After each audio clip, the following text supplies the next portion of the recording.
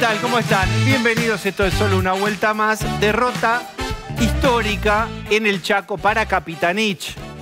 Digámoslo de otro modo, Capitanich es uno de los gobernadores de mayor proximidad y confianza de Cristina.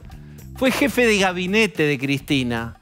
Y tanto fue perro fiel de la ahora vicepresidenta que en 2014, para que tengan una idea y las ironías del destino, él era el custodio de la ley de medios. En ese momento estaba obsesionado con hacerte creer a vos que lo importante era que te comían la cabeza desde la pantalla.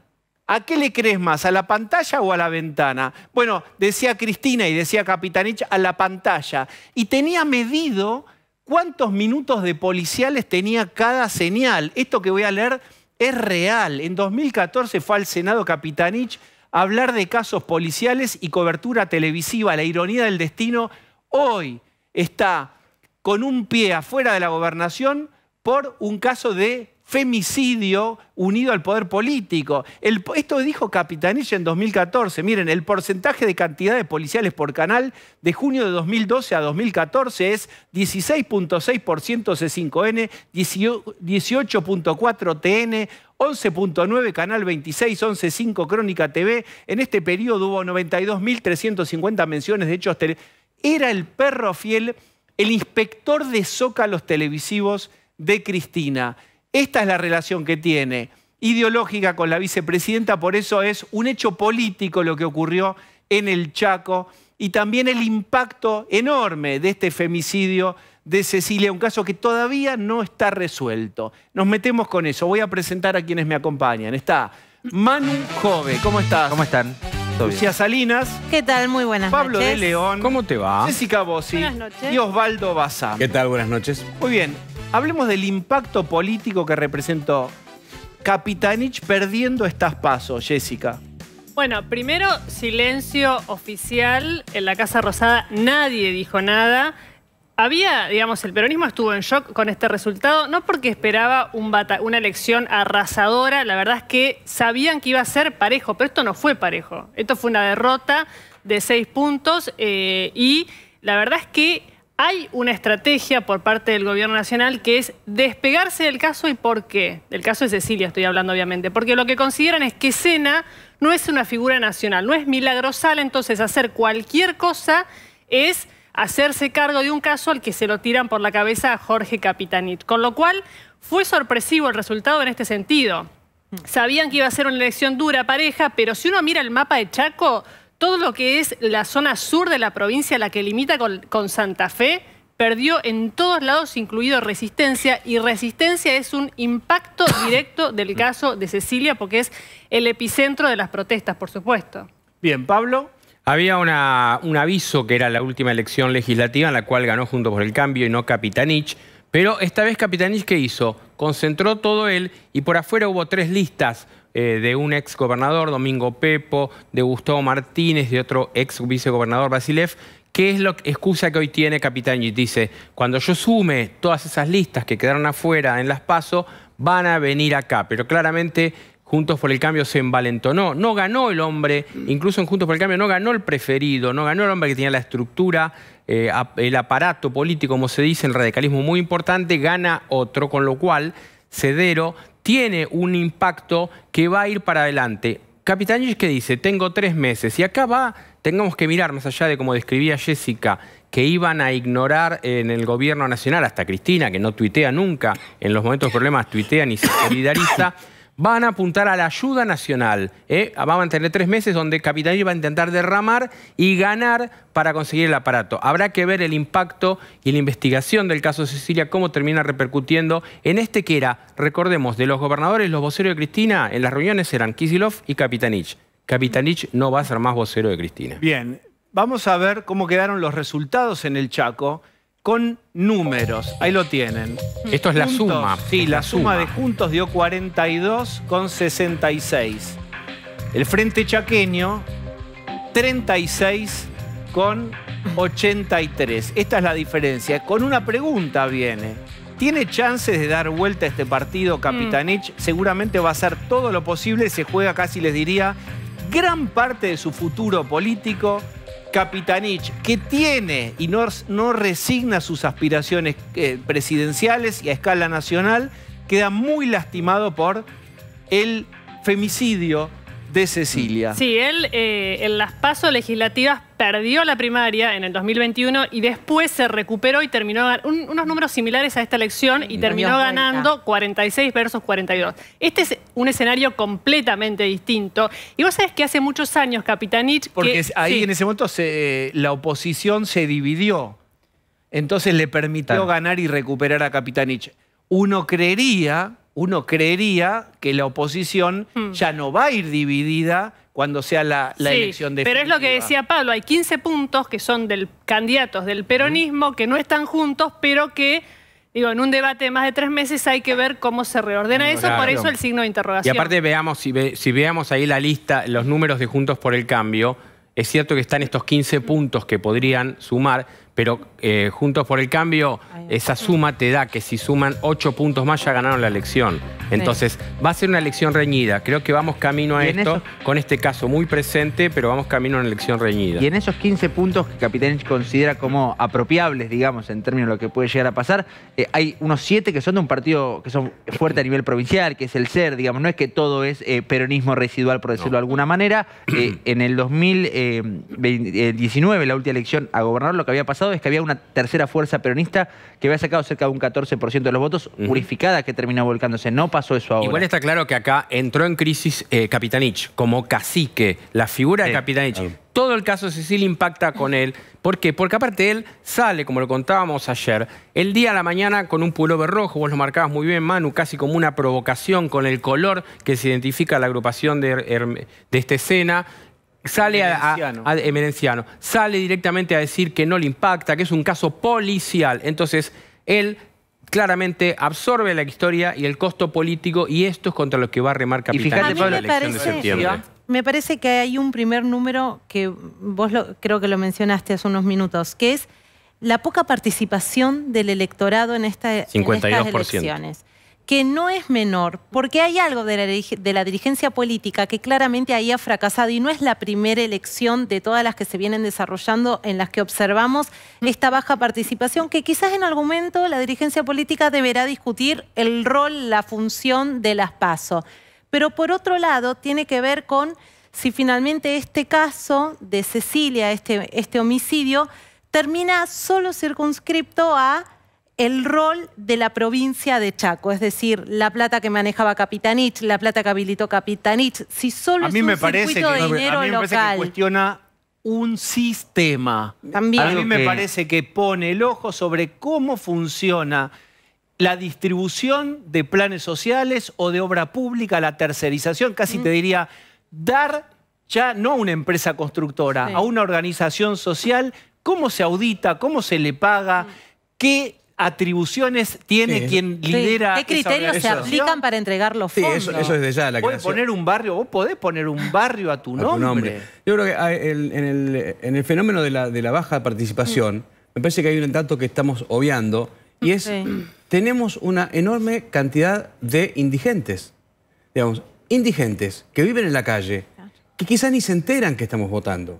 Digo, eso no podemos no tenerlo en cuenta. Los porcentajes de indigencia, especialmente en Resistencia y en todo Chaco, son muy altos. Le estamos pidiendo una conciencia cívica a gente que no tiene ni dónde resguardarse la noche. Y ayer, yo igual creo que con 52 es mucho más que los indigentes. Seguramente que es más de... A mí me parece que hay apatía porque no me entusiasma nada o bronca porque estoy diciendo, mato a todos. Se terminó acercando al 60 finalmente, cerca del 59 en los números finales, por lo menos el escrutinio provisorio, pero también lo que pasó ayer... Es real lo que dice Osvaldo, que hay son gente que está y hay un detalle. Pero ahí el aparato, en general, perdón, en general el aparato... donde acá en el Gran Buenos Aires, sin ir más lejos, sin irse a Chaco, donde van a buscar es en los barrios más humildes, donde no entra que pasó ayer, ni la ambulancia. Es que está más abajo que eso ya. Me parece que está más abajo de incluso donde pueden ir a buscar esos votos enteros. Lo que pasó ayer es que con la atención mediática a nivel nacional que está representando el caso Cecilia y también la atención ciudadana, porque la gente estaba muy pendiente de todo ese aparato tradicional, de los famosos remises, de estas colectas de gente para llevarlas y para acercarlas a votar y todo este tipo de trampas, lamentablemente clásicas electorales en Argentina.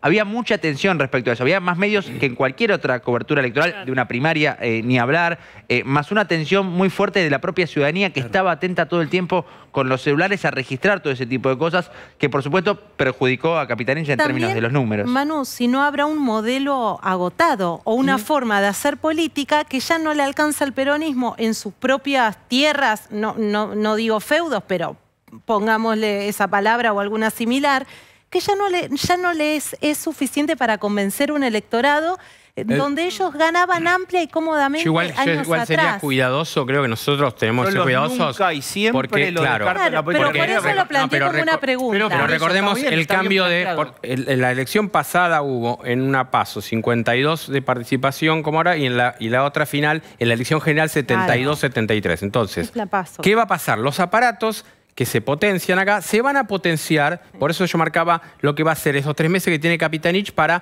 conseguir, vaya el silencio del gobierno, aportes para ir a trabajar. Ahora, si está en crisis, el esquema de cacicazgo de Capitanich está en veremos y lo vamos a ver ahí, con lo cual hay que tener cuidado. Esto es un rol que la oposición tiene que ver. Miremos el caso Tucumán, ahí el aparato peronista funcionó a la perfección. No solo eso, ganaron la capital tucumana, entonces ojo con eso. Por eso es importante que el seguimiento del caso Cecilia que ha hecho los que están haciendo los medios, que estamos haciendo los medios internacionales, es clave. Ahí hay una diferencia en lo que plantea Pablo respecto a Tucumán, porque la diferencia, lo planteaba Jessica, en Resistencia fue muy amplia. Capitanich, cuando termina la elección, lo que dice es, yo quedé primero en términos individuales.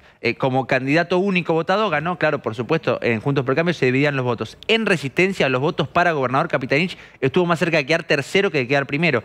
Esdero fue el primero con amplia diferencia, pero estuvo más cerca del segundo de Juntos por el Cambio. ¿Qué repercusión hubo? Spoiler, cero. Cero tweets del gobierno nacional, de la vicepresidenta o del presidente de la Nación con respecto a el caso Cecilia.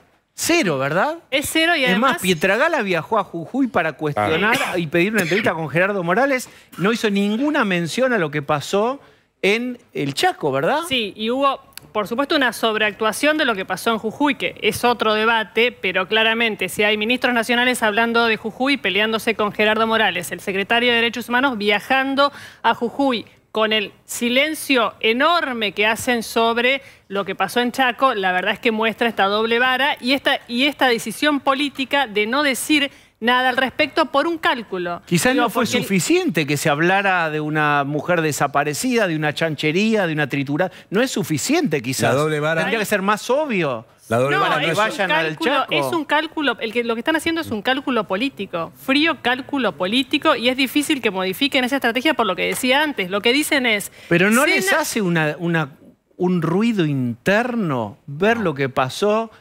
Cuál haya sido el móvil, independientemente de por qué le hicieron lo que le hicieron a Cecilia. Lo que digo es tan truculento, es de un nivel, es tan macabro. Bueno, pero ¿no le genera una disonancia Pero las grandes interna? tragedias argentinas, Cromañón, la reacción que tuvo, lo que le pidió decir Schiavi y Cristina Kirchner respecto al feriado después de lo de 11. Digo, hay antecedentes que si no iba a trabajar. Claro, si hubiera que hablaba del feriado, domingo, claro. Digamos, hay una reacción que se ha comprobado a lo largo de los años que hay un cálculo electoral o un cálculo político detrás de esto y no importa lo que sea el caso en sí, que es una decisión política del silencio. ¿Cómo se le puede bancar esas frases a esos funcionarios, a esos políticos? ¿Cómo los propios votantes no le exigen explicaciones sobre eso? No solo, es inaceptable. Es que no solo es una cuestión política. Fíjate el sindicalismo. Va a haber paro de CETERA nacional por lo que pasa en Jujuy, cuando hubo represión en Misiones, cuando hay 50 días sin clases en Santa Cruz. Digo, va a haber paro nacional en CETERA. Así que Bueno, ya que Pietragala viaja a Jujuy y le pide una entrevista a Gerardo Morales, al gobernador, podría viajar la ministra Massina de Mujeres a Chaco y pedir una entrevista a Capitanich. No es así. Cristina está ocupada con dos cosas. El enemigo que elige para el discurso, ese que vos decías, es el fondo, es el FMI, nada más. Ese es el discurso de campaña. Y el otro, la preocupación en el cierre de listas y el dolor de cabeza de que tiene una lista alternativa y no la pueden bajar. Es la única preocupación de Cristina y de su hijo. Está en el Chaco, está Juliana, nuestra enviada allí, te escuchamos. Hoy hubo un testimonio importante. Juliana, te escuchamos. ¿Cómo estás, Diego? Buenas noches. Ese testimonio queremos reproducirlo ahora nuevamente con la compañía de Mercedes, que es la tía abuela de Cecilia. Ella tiene 82 años y le agradecemos profundamente que esté acá sentada resistiendo. Mirá qué paradoja, ¿no? Decimos resiste, Chaco, en resistencia. Este juego de palabras se manejaba hoy durante la tarde-noche en esa manifestación masiva que hubo pidiendo justicia. Mercedes es la última persona que la vio con vida a Cecilia porque vivía con ella. En realidad la pareja vivía con ella. Vivían en tu casa, ¿verdad? Sí, vivían en casa los dos. Ella primero y después trajo la plaga esa que la terminó matando. Vos hiciste declaraciones muy importantes hoy que vamos atando cabos y lo que decía ese sujeto en tu casa, en medio de un asado, terminó siendo real. Decía que hacía desaparecer a la gente y se la daba de comer a los chanchos. Usó la misma táctica con mi nena, porque decía que ellos sabían hacer desaparecer personas cuando molestaban. Lo usaban y cuando ya no querían salirse, entonces armaban como que se iba de viaje y la decían desaparecer y la tiraban a los chanchos. Diego te escucha, Mercedes, ¿eh? Pueden hablar con ella. Mercedes, ¿cómo le va? Quiero preguntarle en qué tono Aquí esa frase era noche. dicho. ¿Era a modo de chiste, lo decía seriamente? ¿En qué momento de una reunión y en qué tono este muchacho César? La escucho. Contaba como una anécdota porque pasó lo siguiente. Murió mi hermana que tenía un amante medio raro y nosotros desconfiamos que él le había hecho algo, ¿viste? Entonces dice, es fácil hacer desaparecer, lo hacemos que se fue de viaje y como es, y después lo hacemos desaparecer, le tiramos los chanchos. Es duro ya de escuchar. Y bueno, y nosotros dijimos, no queremos que te comprometas en esas cosas, cuidándolo todavía, ¿viste? No vayas a hacer nada, deja la justicia que se encargue y Dios, la justicia divina es muy poderosa, le decía yo. No te metas en esas cosas. Mercedes, y este muchacho... que era rutina de ellos de hacer eso. ¿Y César estaba a favor de las prácticas de Merenciano y de su mamá o estaba queriendo alejarse de lo que ahora llamamos el clan Sena? ¿Estaba orgulloso de su papá y su mamá? Era muy cómodo él, sí, vivía dependiendo de eso. Por eso mi sobrino, el hermano de Gloria, le decía gato de convento, porque le maneja el padre, le mantiene el padre, dice. Yo de entrada me di cuenta que era un mentiroso, dijo él. O sea, César no es que se quería ir de la órbita de Hermeneciano y de su mamá y del clan Sena. Estaba cómodo ahí. No, que se va a ir.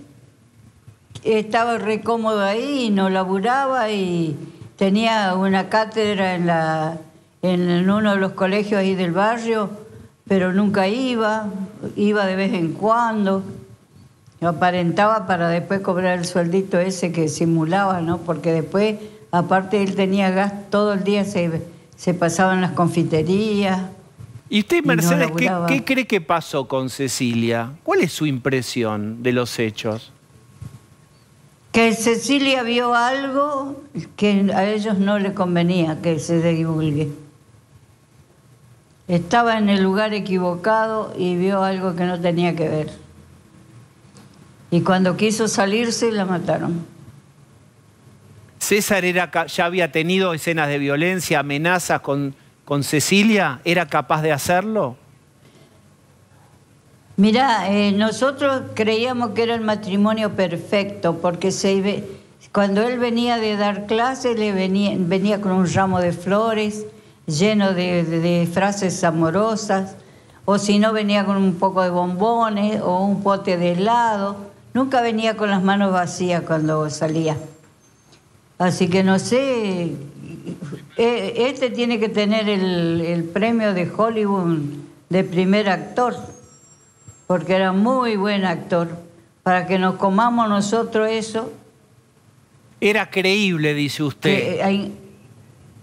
Sí, era un chico común. Un chico común. Y encima era obediente, pues le decía, si vas a salir de vuelta, tráeme un pack de huevos, y le daba la plata. Y después, vas a salir mañana, bueno, si vas a pasar por la carnicería, tráeme 2 o 3 kilos de carne. Y le daba la plata, porque él no puso un peso en casa todo el tiempo que estuvo. No ponía. Y comía bien el guacho. Y comía bien. Comía muy bien el desgracia. Y Emerenciano y Marcela, digamos, los suegros de Cecilia, ¿cómo se llevaban con Cecilia? ¿Qué contaba ella de esos suegros? De don Emerenciano nunca se quejó, se quejaba de la vieja chota, decía ella. ¿Por qué? Pero la vieja chota ¿Y esa. por qué era chota? Porque como él le quería hacer poner la camiseta roja esa que tiene el Che Guevara en la espalda, y ella le dijo, no, yo no voy a ser piquetera porque yo no estudié para eso, yo ambiciono otras cosas, le dijo. Y ahí más se enfureció la vieja chota esa, como le decía ella. ¿Y ahí quién manejaba la cosa, Emerenciano o Marcela? Porque también dicen que la que llevaba las cosas era Marcela. Ella era el cerebro de todo. Y yo digo que inventaron eso del viaje y todo eso, que era rutina de ellos, se ve, de inventar un viaje, la persona que ya no la necesitaba y quería despegarse de ellos y sabían muchas cosas, inventaban como esa persona se fue de viaje y dejó de trabajar ahí. Y bueno, y armaron así el viaje a Ushuaia que nunca existió. ¿Cómo fue lo del bar que tenía Cecilia? Mercedes, ¿cómo fue? Tenía un bar, Cecilia, ¿y qué pasó con ese bar que tenían? Y bueno, cuando el bar empezó a funcionar bien... Sí, Gato Negro el bar llama. Sí, el Gato Negro. Empezó a funcionar bien, él le dijo a los 2 meses más o menos, le dijo, bueno, ya está en condiciones de empezar a lavar dinero. ¿Quién le dijo? Entonces Cecilia le dijo, César. Como anda bien, vamos a Cecilia aprovechar dijo, y lavar dinero. Sí. Entonces Cecilia le dijo, yo en eso no me meto, porque no quiero terminar presa. Y si va a usar el bar para eso, yo no voy más. Y no fue más y tuvieron que cerrar. Y las cosas del bar están todas ahí en mi garage. Porque ese bar lo había puesto Cecilia con dinero propio, dinero de Locena. ¿Cómo había sido que habían armado ese bar? Y entre los dos, porque ella tenía el sueldo de profesora ahí de la fundación también, y él, entre los dos pusieron. Pero el alquiler lo pagaba la vieja chota, no te digo. La vieja chota es Marcela Acuña. Bien, y ahí el bar empieza a caminar y en un momento César le plantea a su sobrina Cecilia, bueno, estamos listos para empezar a lavar. Y Cecilia dice, no, para eso no. ¿Es así? Sí, en esas cosas no me meto porque no voy a terminar presa, le digo. Eso se lo contó a usted, Cecilia se lo contó a usted y se lo contó a la familia, que eso fue de César, la iniciativa. Sí, que no era de César, era de la madre de César, porque él no tenía cerebro para eso. Bien. Así que, ¿y cómo era el trato entre César y Cecilia? Porque en un momento vimos alguna foto con algunos rasguños en el cuello de César, se hablaba de que y era esa fue la noche que la mataron. Ah. Esa fue la noche que la mataron. Se ve que pelearon lindo ahí. Y él después nos enteramos que ella le contó a su amiguito de la infancia que él le había hecho una toma de la guillotina, una toma de artes marciales, y que se asustó ella, pero a nosotros no nos dijo, le contó al amiguito. Y yo la vi, desde el 3 de mayo, la vi muy triste a ella, y le dije a la mamá, che, yo la veo mal a Cecilia, no está pasando bien. Sí, yo la noté rara también, y ahí quedó, ¿viste? Porque ellos después se separaron, no duró mucho ese matrimonio. No se separaron, seguían juntos. Pero en tenían ningún momento se separaron. Bien, pero ¿tenían en los papeles que separarse? ¿En algún momento existió esa idea de que se habían casado y se tenían que separar? Se divorciaron. La vieja esa le hizo que se divorcien porque dice que tenían una herencia que tenía, la condición era que si cuando moría la abuela, él tenía que ser soltero para poder heredar esas propiedades. Porque si no quedaban como como bienes gananciales y no quería dividir por 2. Sí. Sería esa la cosa. Así. Bien. No sé cómo es el tema, pero ese fue el motivo por el cual le exigió que se divorcien. Pero ellos siguieron juntos. En los papeles estaban divorciados, pero ellos eran el uno para el otro. Se iban a comprar una gaseosa a la vuelta de casa, se iban de la mano con su perrito, haciéndolo pasear, o lo llevaba a UPA a su perrito. Tiene 4 salchichas que me quedaron a mí de clavo. Y Mercedes... La herencia que me dejó. ¿Cuál pudo haber sido la problemática que desencadenó esta pelea final en donde se cree que ahí entonces matan a Cecilia? ¿Cuál habrá sido el tema de la discordia? Pero fue planificado eso, sí, claro, sí, fue claro. planificado. Fue un invento porque él vino 2 semanas antes a decir, conseguimos trabajo en el sur, 350.000 pesos a cada uno y un sueldo de la nación y de planta y con casa toda amueblada, no tenemos que comprar nada. Y bueno, y le digo, ¿y tu mamá qué dice? Que no puede estar un día sin verte, que te vas tan lejos. Claro. No, si ella nos consiguió todo. Ella nos consiguió todo, dice.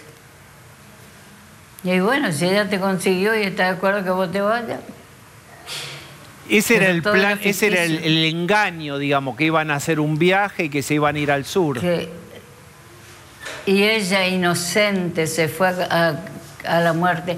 Vos sabés que ella decía, se va a caer el avión y me voy a desintegrar.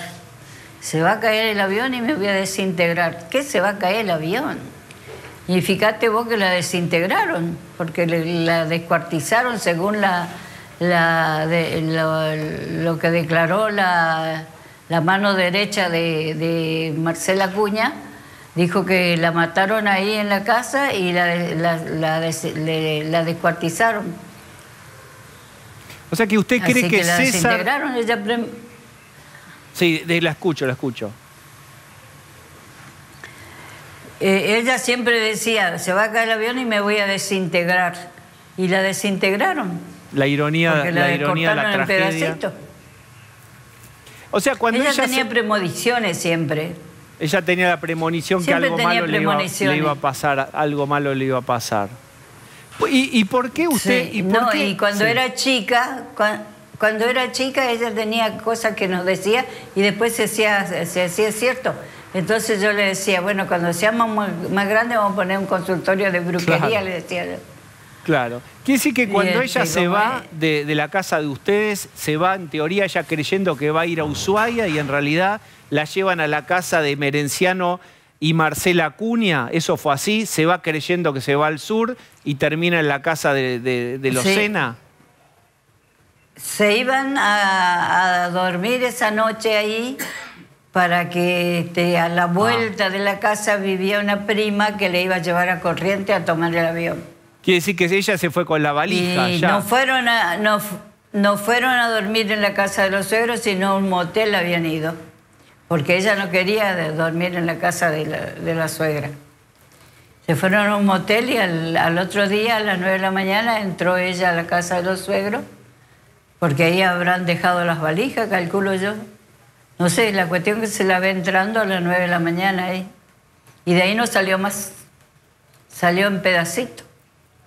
¿César la había amenazado en algún momento? Si se hizo así te voy a matar, esta no la contás. Eso no se sabía, ¿verdad? No contó nunca nada. Yo digo que nos tenía cuidando a nosotros para que ellos no nos hagan nada. Porque lo que uno se pregunta, Mercedes, usted contaba, preservó. Eran uno para el otro, decía, iban hasta para comprar una gaseosa, iban los dos juntos, como una pareja muy unida. Sí. lo que es difícil entender y es... en casa era todo amor de acá, amor de allá, mi cielo. Y ella le decía amor, él le decía amor, mi cielo. Y era todo amor y besos y besos y besos. Y es duro imaginarse a César entregando a su propia mujer a la muerte, ¿verdad? Y sí. Ese día que fueron a las 11 de la noche, el 1 de junio, a buscarla a ella, porque él se había sido, dijo que tenía que hacer trámites. Y y vino a las 11 de la noche a buscarla a ella, ya le dijo, quédate y armá tu valijita. Y armó ella 2 mudas porque iban a ver el contrato y si era cierto y si le gustaban, volvían y iban a hacer la mudanza. Y esa noche yo lo noté muy nervioso a él. Le temblaban las rodillas, le temblaban las piernas. Y vino con una mochila nomás. Y le digo, ¿y eso nomás vas a llevar vos? Mira que hace frío, ¿eh? No, dice, yo voy a comprar toda la ropa en Buenos Aires, dijo. Ahí está, hay un dato. O sea que iba sospechosamente con poca ropa para semejante viaje. Sí, porque iba a comprar todo en Buenos Aires. Le hago una última y yo quiero agradecerle, Mercedes, y agradecerle a Juliana el valioso testimonio. Gloria, la mamá de Cecilia, por supuesto, dijo en alguna entrevista, en una de las primeras entrevistas, yo sabía que esto iba a terminar mal. ¿A qué se refería Gloria, le parece a usted? Porque son gente de mala fama, gente que tiene... están en la pesada, ¿viste? Son de mala fama, de temer. Tal es así como yo le conté a mi médico que la nena se había puesto de novia con el hijo de Melenciano Sena, y me dice, ¿por qué se metió con esa gente? Me dijo, horrorizado. Y bueno, le digo, doctor, el amor es ciego, le dije. Y bueno, y ahí quedó la conversación. Mercedes, yo quiero agradecerle este rato que usted charló con nosotros. Bueno. Ojalá que se haga justicia. Ojalá se haga justicia. Y quiero agradecerte, Juliana, especialmente también. Mercedes, sí.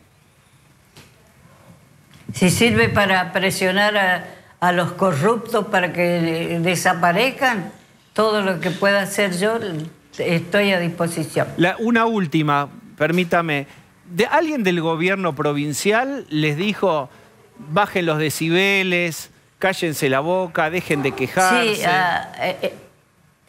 en la reunión que tuvo Gloria con la ministra de Seguridad, le dijo la ministra a la abogada de Gloria que afloje un poco. Bien. Mercedes, muchas gracias. Sí. Juliana. De nada. Muchísimas gracias, Juliana. No, por nada. Estamos al servicio de ellos, ¿sabes por qué? Por la relevancia que tiene que los medios estemos cubriendo esto que al principio comenzó como una noticia, si querés, de la desaparición de una chica. Ahora es un femicidio, pero tremendo, que involucra al poder. Y todo Chaco y toda Resistencia nos necesita. Bien, nos comunicamos contigo en cualquier momento. Está con nosotros Fanny Mandelbaum, que es un gusto recibirte. Hola, Fanny. Para mí es un placer estar acá con gente que quiero tanto y que conozco desde hace tantos años. Así que, Pablo, y a vos como árbol, un árbol maravilloso. A Jessica por su participación en PPT con Jorge Lanata. Quiero preguntarte, bueno, ayer estuvo Marta Peloni, te valoró especialmente, valoró cómo vos fuiste fundamental en la cobertura del caso María Soledad en aquellos años en donde no había celulares, no había WhatsApp, no había redes sociales, no es que las cosas se sabían de un segundo para el otro, no había esta cobertura mediática que de algún modo puede ayudar a que la gente esté menos desamparada, menos sola. Bueno, ¿qué observás acá? ¿Qué mirás con tu experiencia, vasta experiencia periodística? Mira, desde el primer día yo me pregunté si Cecilia había visto algo, viste, que no podía contar. Y la otra cosa que me pregunté es, ¿son tan impunes que no borraron el video? ¿Se la ve entrar a la casa pero no salir? O sea, esas dos cosas me quedaron grabadas. porque en el caso de María Soledad, y yo le agradezco mucho a Marta, yo tuve la suerte de tener un jefe de noticias como Carlos Montero, que durante 8 años me mandó siempre a mí. Pero todos mis colegas trabajaron maravillosamente bien, trabajamos todos juntos buscando justicia. Y yo creo que nunca hubo un periodismo tan unido, no importaba si era de gráfica, era de televisión. Julio estuvo tantas veces ahí, hemos compartido. Tuve la suerte de ser la cara porque siempre fui yo. Pero yo creo que todos los periodistas tienen que trabajar por la justicia. Lo único que podemos hacer, como bien lo dijo Marta ayer que la escuché, es quedarnos, aunque manden a distintas personas. Pero ¿sabés qué pasa? Siempre te mandan algún espía que trabaja para la otra parte. Así que cuidado con eso y no bajemos la guardia nunca. ¿Eso vos notabas que había espías cuando estuviste haciendo el caso María Soledad? No, lo que noté es que el gobierno, en el caso de María Soledad, el gobernador nos recibió. Nos amenazó subrepticiamente, ¿viste? Dijo, y no tiene miedo de andar solita por la calle, pero nos recibió y lo grabamos. Y había testigos, estaba el camarógrafo y estaba el ayudante cuando dijo eso. Acá el gobernador no solo no recibió a ningún periodista, sino que encima no les puso policía para que los cuiden. Todos han denunciado que han sido amenazados, que vehículos con los vidrios oscurecidos los seguían. O sea, vos vivís en un clima de miedo y sentís que desde el gobierno no te cuidan. Y te preguntás qué cornos está pasando. ¿Por qué nadie da la cara? Fanny, querida, vos que estuviste en aquella Catamarca y ves este Chaco, ¿ves similitudes en la sociedad? Ha pasado mucho tiempo, pero digo, sí, había un clan allá muy fuerte, que eran los Sadi. Te voy a contar, a mí el canal me manda justo cuando se cumple un mes, el día que se inaugura el monolito. Lo primero que hago es salir al Toro, como bien saben ustedes, y me voy a la peatonal de Catamarca. Y le preguntaba a la gente, ¿qué pasó con María Soledad? ¿Saben algo de María Soledad?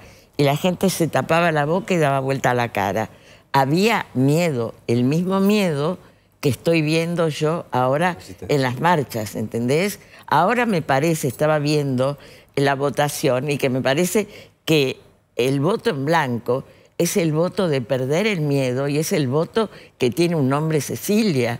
O sea que eso me parece importante, que la gente hable, que las mujeres, siempre son las mujeres las que salimos a la calle, pero que salgan y que las acompañe el pueblo, que el pueblo vea, porque todos sabían que era un delincuente, todos sabían que tenía prontuario. No es que acá nadie lo sabía. Y están los videos que a mí me impresionaron cuando vi las cosas que pasó.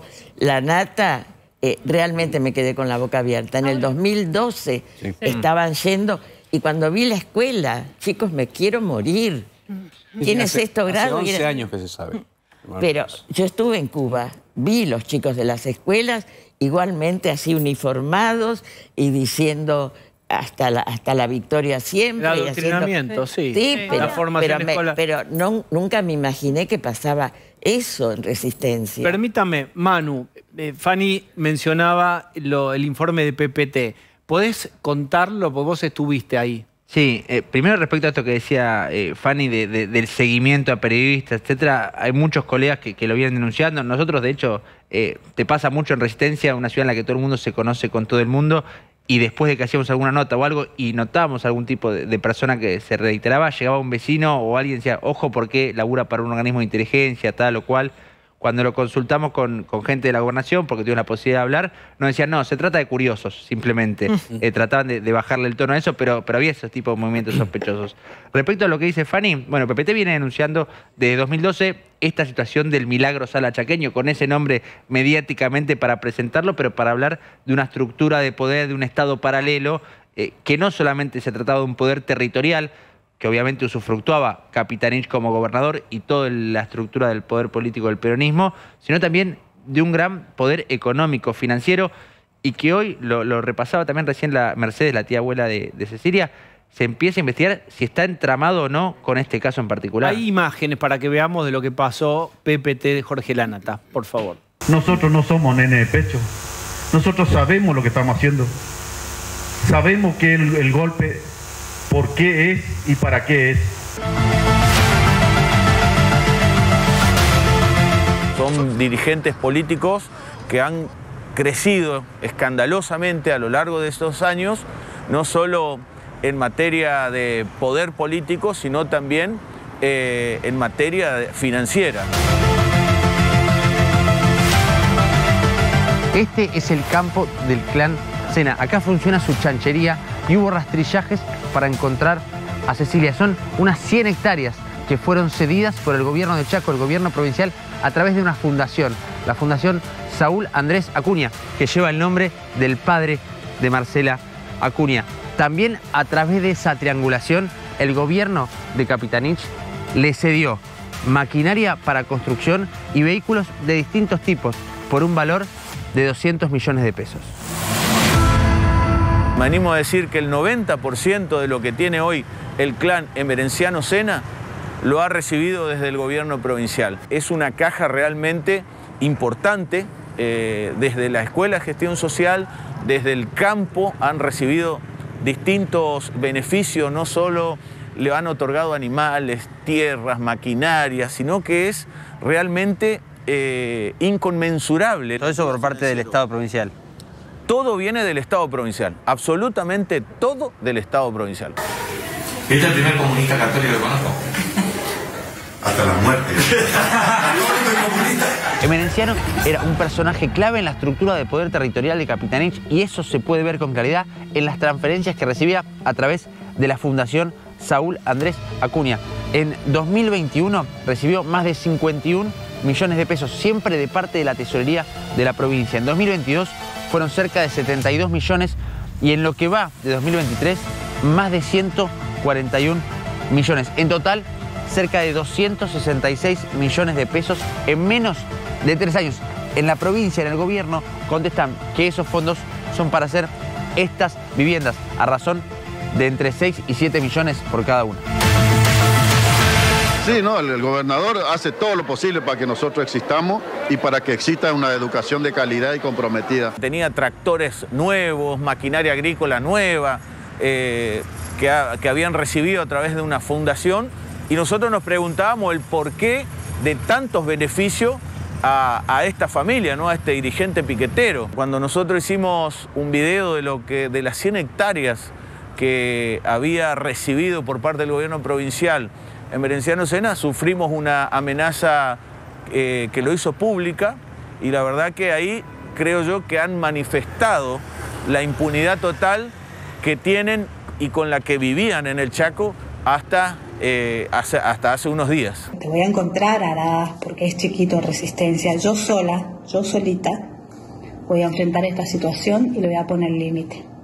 ¿Estamos? Te aviso. No los tome como una amenaza, tomale como un aviso. No los tome como una amenaza, tomale como un aviso. La pretensión de vincular un hecho policial como un hecho político, obviamente, es parte de una estrategia política perfectamente urdida y determinada.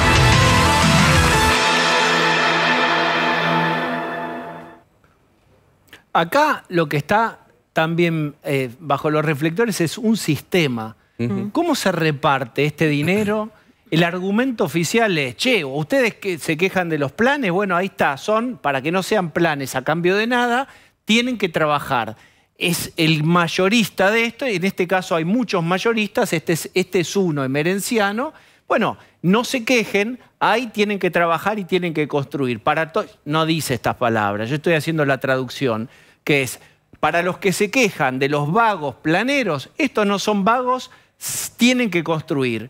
¿Qué tiene de malo? Hay muchísima estructura armada de esta manera. No lo digo yo, estoy reproduciendo el concepto que transmitió defendiéndose Capitanich. ¿Qué me pueden decir ustedes de eso, de este sistema? Bueno, que pasaba lo mismo con Madres de Plaza de Mayo y la construcción de viviendas, en cada Milagrosal, etcétera. Está mal. Digo, no son, primero no tienen por qué hacer ese trabajo de construcción de vivienda, no es su especialización. todo se confunde con lo político, porque la cuestión es sociedades políticas, hay alianzas electorales, hay apoyos en la gestión de gobierno. Y Capitanich, que lo conocemos de hace más de 20 y pico de años, no era la izquierda peronista justamente. Yo cuando lo veo izando la bandera de Venezuela y de Cuba, me acuerdo que estudió en el SEMA. Tuvo una enorme transformación durante el kirchnerismo que fue por pragmatismo, porque eran los sectores que lo sostenían. Es decir, Pero el año pasado se hizo viral sintetizando unas cosas, Manu. Vos podés, lo que no se puede es darle un paquete de dinero a un señor que además le ponga su propio sello, su propio nombre y su propia doctrina de educación con un sello donde él es director. Es decir, como no hay ninguna visibilidad sobre lo que un señor está haciendo con fondos públicos. Un rasgo común de todos estos casos es que no le dan la escritura a aquella persona que vive ahí. Se la retienen las escrituras, con lo cual los obligan todo el tiempo a ir a las marchas o a hacer las cosas que esa organización pretende. Bien, Fanny. No, justamente iba a decir eso. Y además recordemos que los fondos del Estado son nuestros fondos, son lo que estamos pagando nosotros, porque el Estado no genera riqueza. La riqueza es por los impuestos. Es como que le dieran a un constructor, pero el constructor te marcha a favor, te hace piquetes a favor, adoctrina a favor, lava la cabeza a favor tuyo. No, entonces no es un constructor, no estás dando planes, estás dando mucho más que planes, es una fuerza de choque.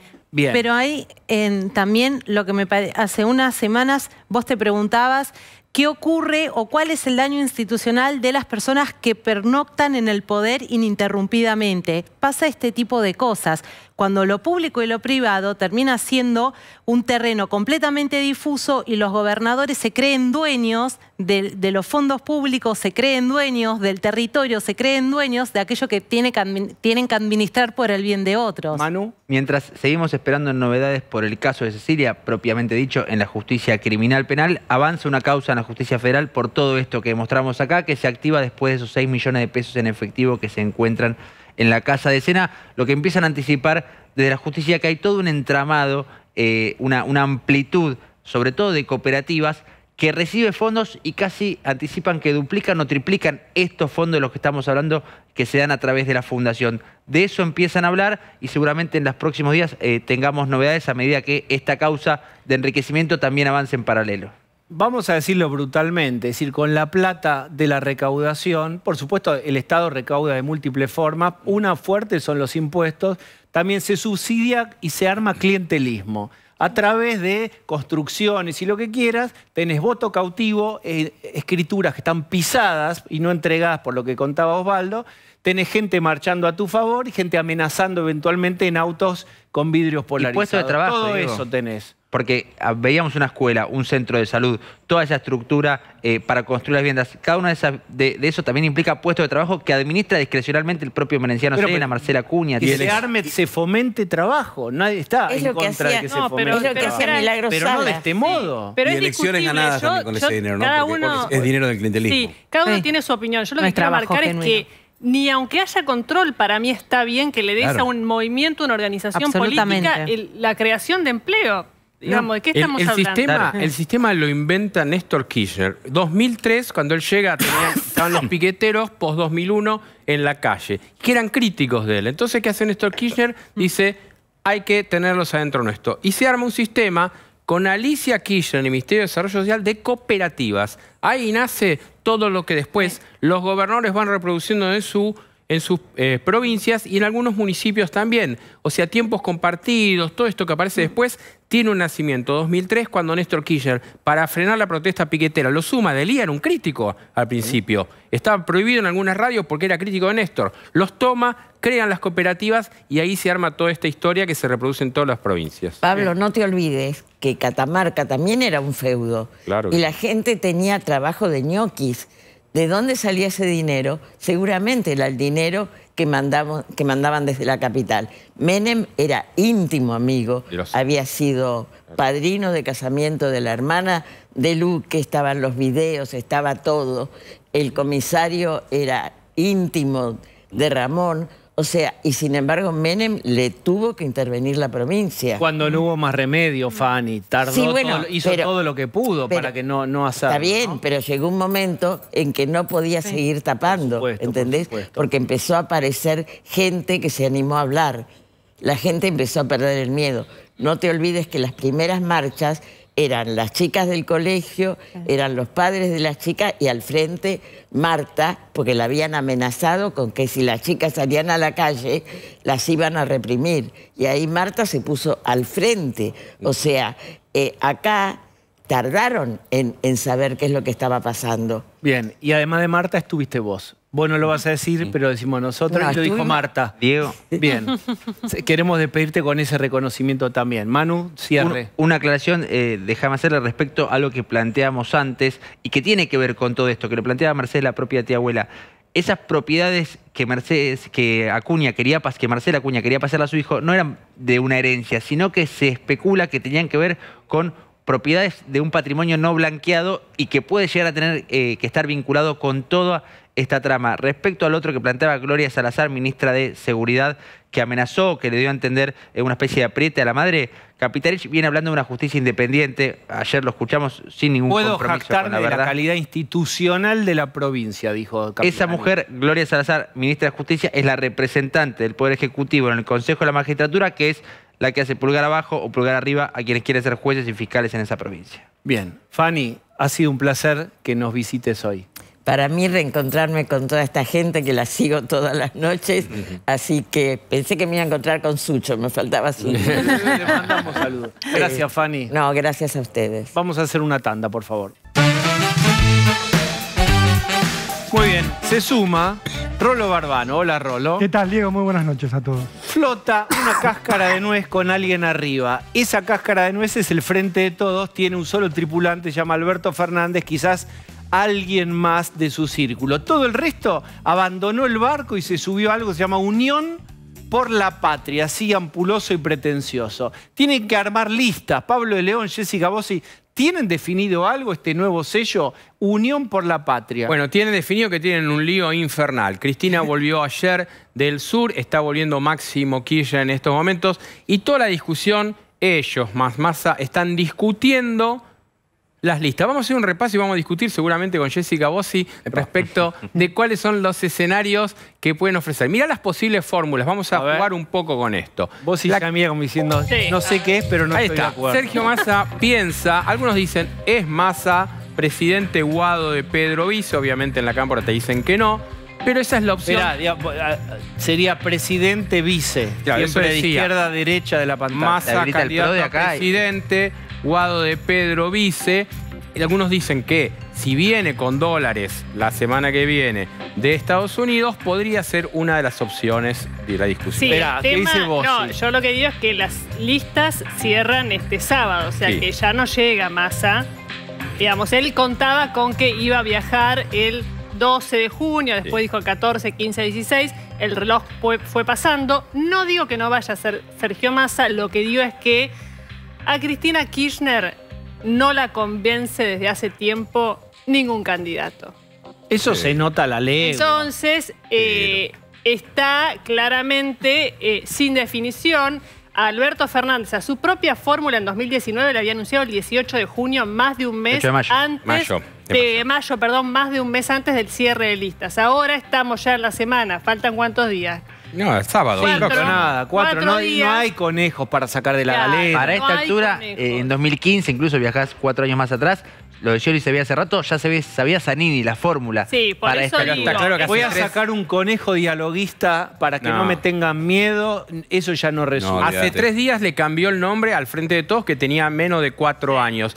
Olvídense de que haya un tuit, olvídense de que haya un anuncio grandilocuente. Esto sale como parte de una táctica. Cristina no tiene ningún tipo de estrategia. Repasemos las otras opciones que también dan para la discusión de posibles fórmulas. Esto es lo que quiere la Cámpora. Guado, candidato a presidente, y Mansur, vos lo charlabas al principio con Mario Masachesi, Mansur ya sacó afiches, dice, me fue muy bien en Tucumán, no hay otro candidato a gobernador, lo de Capitanich claramente quedó totalmente abajo. Mansur dice, quiero jugar en la Nacional, como vicegobernador de Tucumán está asegurado y claramente vamos a ver afiches y vamos a ver despliegue de Juan Mansur como una opción de los gobernadores en una lista apoyando a Guado. Pero espere, Jessica, Guado, ¿cómo está en la consideración hoy en el rating Cristina? ¿Cómo está Guado? Hizo todo lo que le pidieron y todo lo que quiso hacer. Le dieron canilla abierta de recursos para instalar su figura. Él lo viene haciendo hace más de un año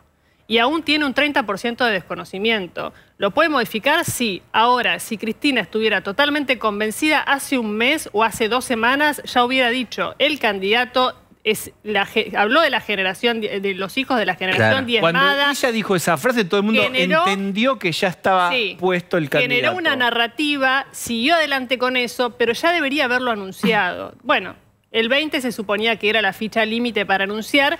Ahora, a Mansur, que tengo más información de Mansur, él ha generado desde la semana pasada reuniones políticas. Está hablando con varios gobernadores, no solo con Sergio Uñac. Mañana tiene una reunión con intendentes de la provincia de Buenos Aires. Da a entender que va en serio lo suyo. Se animó Daniel Scioni, que no tiene votos. Bueno, Mansur, acá está la discusión. Yo le pregunto a usted, déjeme, digamos, sintetizar esto ahí está. Mucha posibilidad mediana o baja. La primera que mostramos, que estaba ahí Massa y del otro lado estaba Mansur, no Guado. No, Guado. Massa Guado es una opción. ¿Cuánto le apuestan por esa? ¿Alguien de acá apuesta por esa? Sí, tiene chances. A ver si pudiéramos poner otra vez. Tiene chances porque Massa, Guado. Tiene algo a favor, que es que Massa va... A ver, Rolo Barbano. Yo no la veo. Levanto el pedido, yo levanto apuestas. Yo no lo veo a Massa de presidente de Guado de Pedro. Esa no, lo imagino. Rolo no. Si fuera adelante Massa puede ser, pero me parece que Cristina no va a querer. ¿Y Lucía Salinas? Sí, adelante va Massa. Es factible. Lucía, la anoto entonces, vamos. ¿Qué, Pablo, anoto ahí? No, yo creo que Massa, Guado, yo estoy anotando, dale. No, yo creo que hoy corre con más posibilidades Guado como candidato a presidente acompañado de alguien del interior que puede ser un gobernador como Mansur. Guado Mansur, lo anoto a De León. Oye, día a día, esto es... Bien. ¿Vos y dónde la anoto? Yo no voy a apostar, punto 1. Punto 2, bueno, chicos... Gracias por acompañarnos. Nadie habla de apostar, vos y acá. Se tiene que definir. No quiero apostar más. No.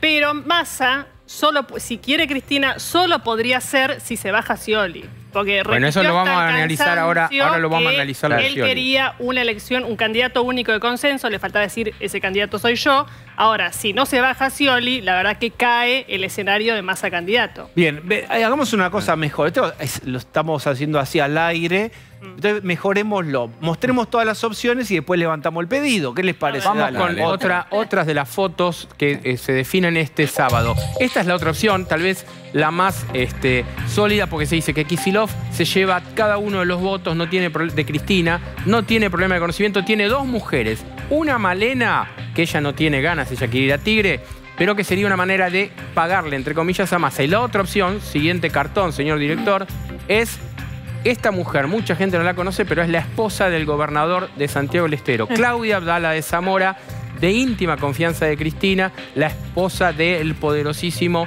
gobernador santiagueño Gerardo Zamora. Estas son las opciones si lo logran convencer a Kicillof de que vaya a la pelea nacional, que es inmolarse para él y que no tiene ganas. Bien, a ver, yo digo al revés. ¿Alguien apuesta por Axel Malena?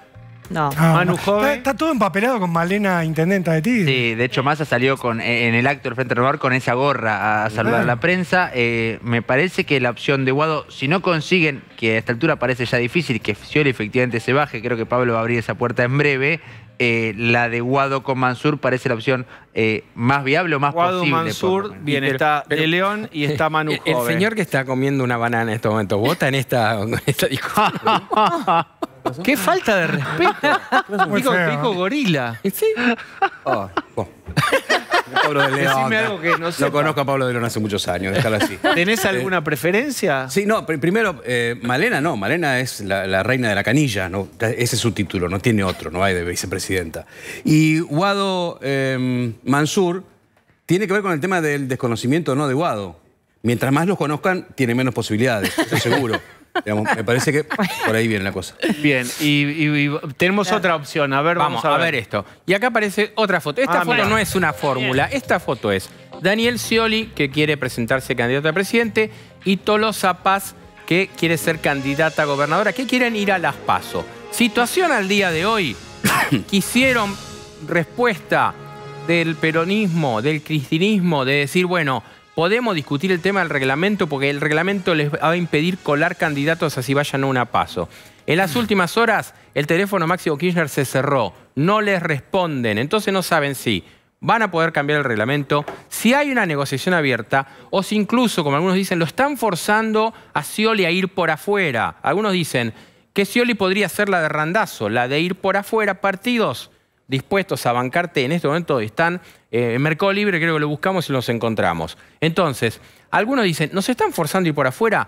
Acá hay discusión interna adentro, porque lo que dicen algunos es que Alberto Fernández está con esta idea en su historia de hacer todo lo que pueda hacer para dañar a Cristina Kirchner. Esto está abierto. ¿Por qué? Porque ¿cuál es el nuevo rencor? Digamos, si hay rencor, ¿qué nuevo ocurrió que no haya ocurrido en tantos años para Scioli? Que en una paso los candidatos, el candidato del peronismo vaya tercero o cuarto.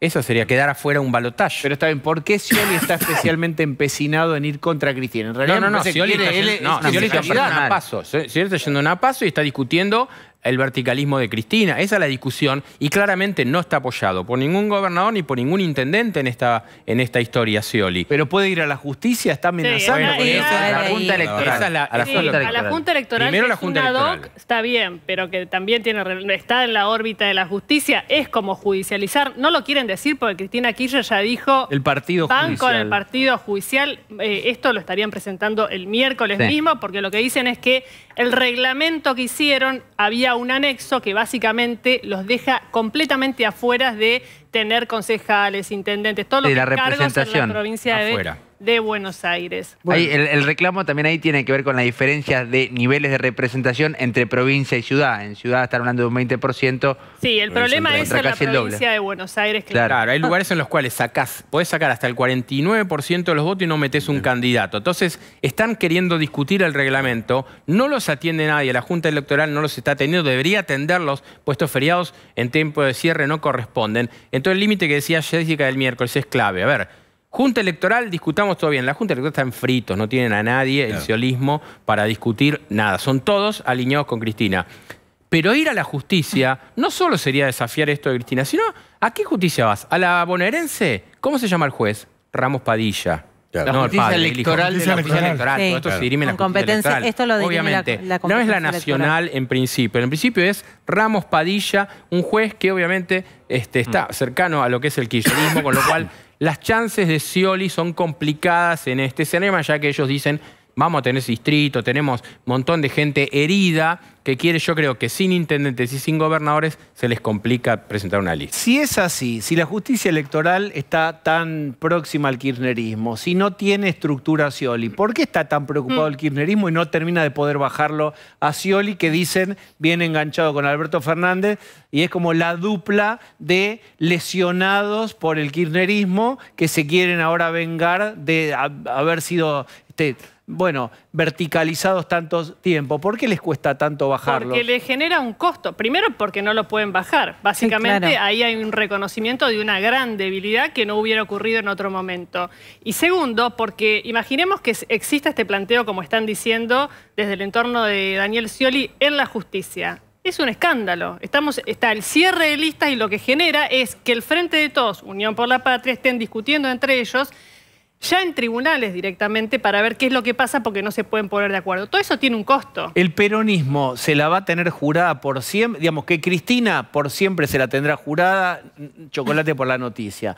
Ahora, el resto de los gobernadores peronistas puede enojarse con Alberto Fernández y con Daniel Scioli por los siglos de los siglos, osó ir a la justicia y no se avino al verticalismo. Cristina está enojada por los siglos de los siglos con Massa y con la... ¿Cuál sería el costo para Alberto Fernández? Pero vos imagínate, el sábado se cierran las listas y después de eso vos vas a una paso. Claro. Imagínate una paso con cualquiera de estos nombres, el peronismo discutiendo de esta manera hasta la elección. El resultado va a ser pésimo. Y voy a decir, no estamos hablando que el peronismo tenga opción, porque lo que dice Massa, si vamos con un candidato único entramos en el balotaje. Sarasa, para mí es Sarasa. Lo que vos estás discutiendo son elecciones de diputados nacionales, de senadores provinciales, nacionales y de poder en las provincias. El peronismo quiere, no sé si ganar la provincia, pero sí mantener el control de la legislatura bonaerense. Eso es caja y eso es poder. Antes de cruzar el río e ir al campamento de Juntos por el Cambio, quiero preguntarles,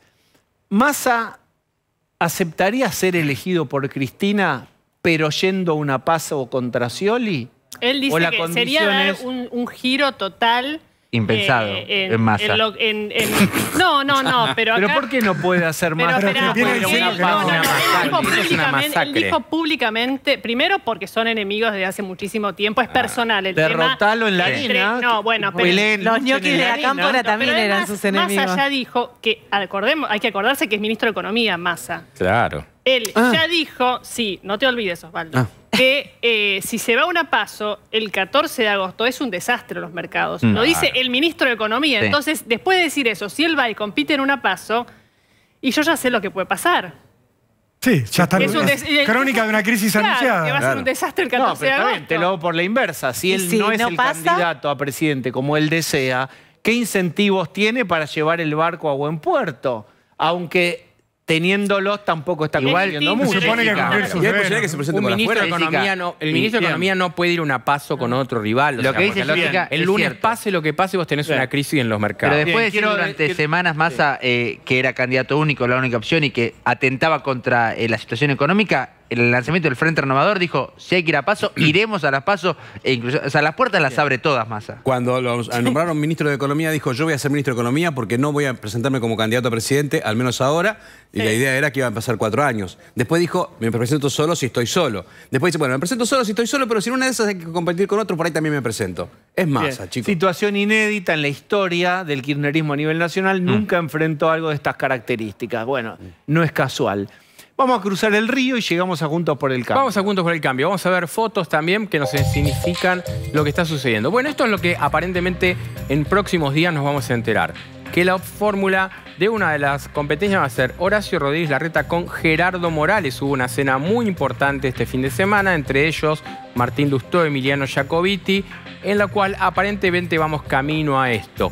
¿Cuál otra opción podría ser del radicalismo? Porque está de moda. Déjame, yo me voy a anotar. Entonces, Larreta, esta paga poco, Morales. Digo, como apuesta, porque es bastante cantada esta fórmula. Claro, bueno, pero acá el tema. Manes. Algunos dicen, no, ponelo a Manes, que por ahí con los libros, el cerebro, Ariel Tarico. Bueno, Manes no sabe qué va a hacer. Es el único radical que dice que quiere ser candidato a presidente y que está buscando candidato a gobernador. Bueno, no va a tener mucha suerte. Algunos dicen que Manes podría ir Parlasur, porque no se olviden que vamos a elegir Parlasur también. Parlasur de presidenta. Parlasur es simbólico. Terrible, el Parlasur. Pero digo, es un descenso para las ambiciones de Manes. No, pero no importa, que exista el la boleta va pegada a la de presidente. Claro. Entonces, va a levantar pedido. Tenemos Larreta Morales, esto es como las empanadas. Larreta Morales, Larreta Manes. ¿Hay algún otro gusto de empanadas? ¿Hay otro más? Algo no, ya está prácticamente cerrado. ¿Y Bullrich? Larreta Morales. ¿Cuál está prácticamente cerrado? ¿Alguien quiere de Larreta Morales? 99,9% cerrado. La empanada de carne. Es esa. Larreta Morales. Sale Larreta Morales. Sí. Bien. Y Manes, algún lugar de la lista. Exactamente. Es la negociación. Bien, hay algo para Manes. Bien, vamos a... Hacemos ahora, hace un rato terminó una reunión de Bullrich con su mesa chica. ¿Se definió el vice? Aparentemente no. Tenemos que desconfiar más que nunca a los periodistas. Fijémonos las opciones, señor director. Bueno, esta es la de la provincia de Buenos Aires. Patricia Bullrich con Maxi Abad, una persona no muy conocida para el gran público, pero es el hombre más poderoso del radicalismo en la provincia de Buenos Aires, sostenido y avalado como candidato a vicepresidente por el Grupo Malbec, Ernesto Sanz, Alfredo Cornejo. Otra. Vamos.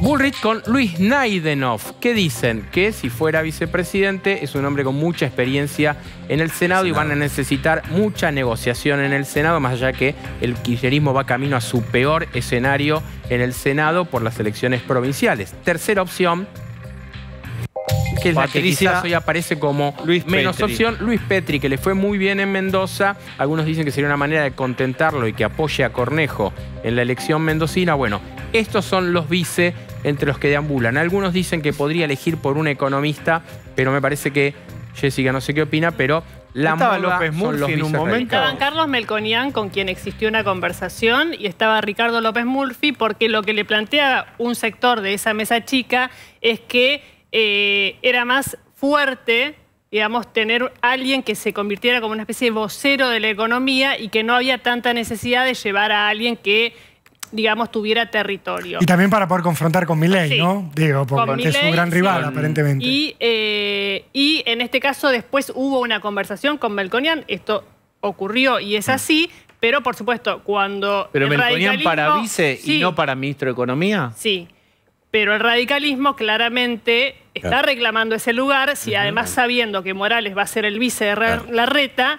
Entonces... ¿Qué nos queda los que nos quedamos con Patricia? Exacto, los que estamos por Patricia, que nos llevamos. Y en este caso, de esos tres, yo diría que el que más chances tiene, y hay una conversación, es Maxi Abad.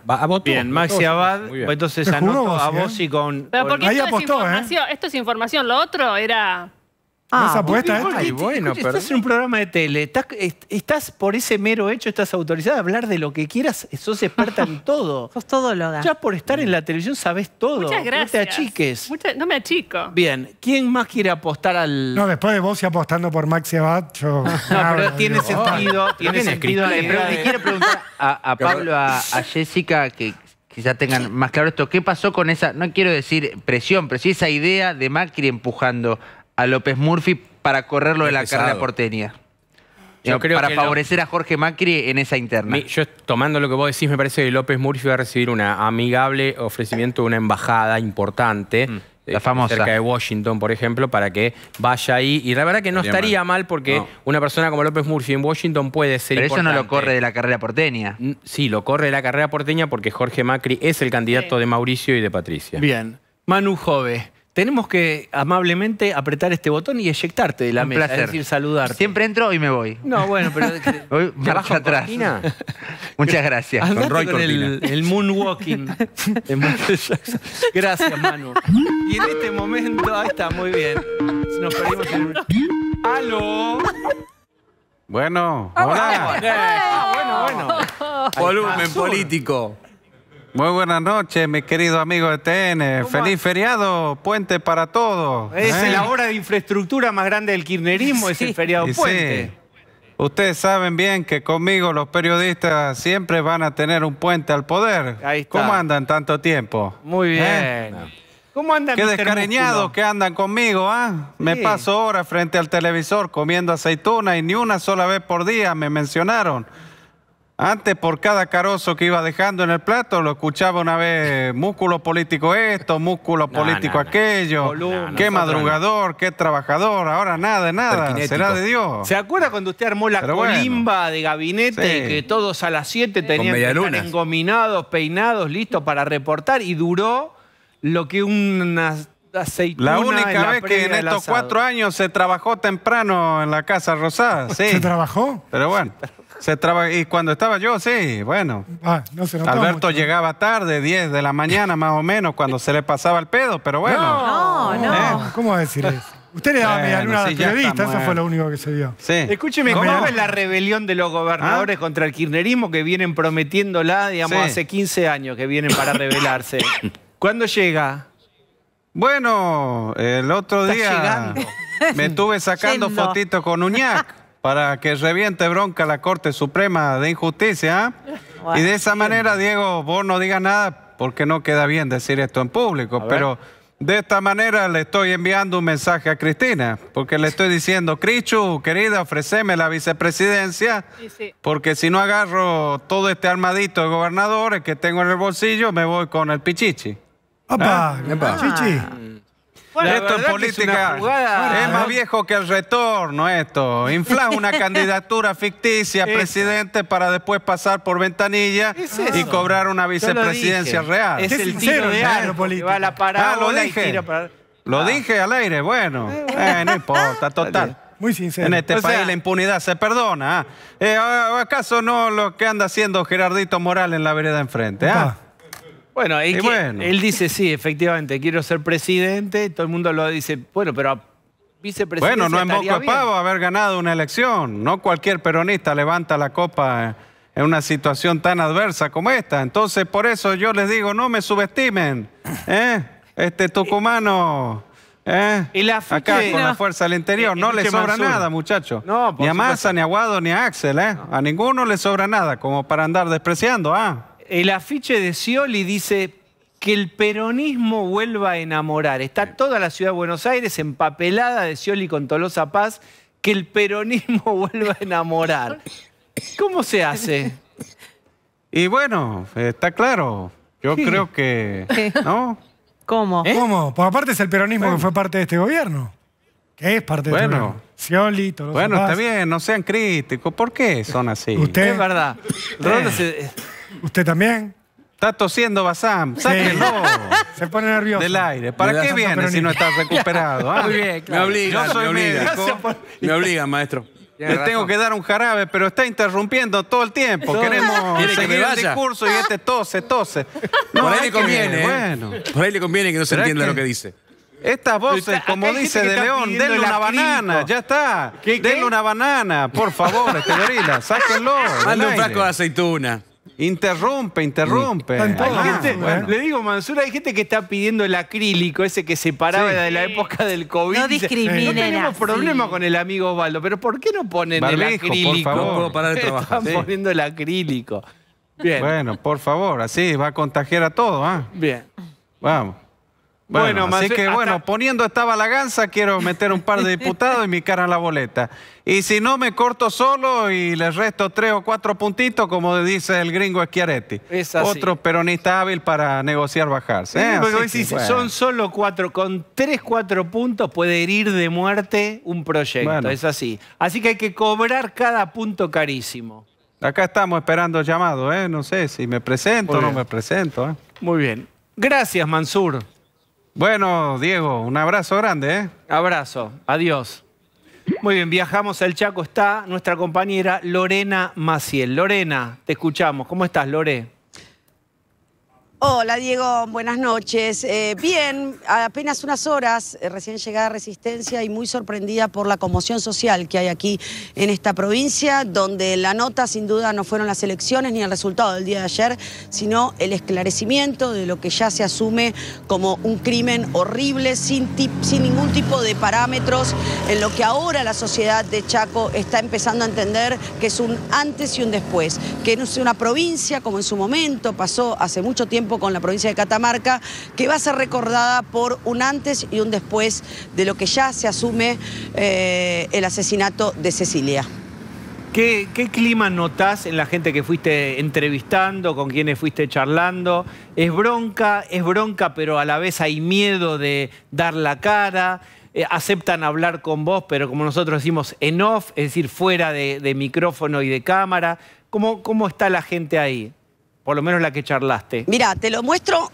Yo estoy frente al edificio de la Fiscalía, que es donde mañana aquí a las 7 de la mañana empieza la tarea de los fiscales, 3 fiscales que están a cargo de esta unidad especial de investigación y que van a tener que hacer van a tener que ordenar un montón de diligencias judiciales que tengan que ver con la prueba recolectada, con esta valija quemada, la mochila, los anillos y un montón de pruebas que básicamente lo que están tratando de hacer es que la cadena de custodia se preserve para evitar que se pida alguna nulidad por parte de los abogados de los acusados. Pero fíjate acá, Diego, los carteles que hay, ¿no?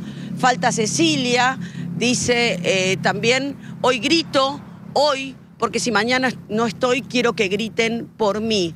El clima, te lo digo en lo personal, es parecido a lo que viví hace 2, 3 años en Tucumán, en una circunstancia totalmente diferente. Recién ustedes estaban dialogando con un pseudo Mansur. En Tucumán, cuando fue Alperovich acusado de abuso sexual a su sobrina. Por supuesto que el delito es gravísimo, pero no estamos hablando de un asesinato donde el cuerpo no aparece, que es lo que hoy asumen los fiscales. El clima es de profunda impunidad y también es de un grito que vino silenciado de hace mucho tiempo, sobre todo las mujeres de acá, Diego. Las mujeres son las que más se nos acercan a nosotros.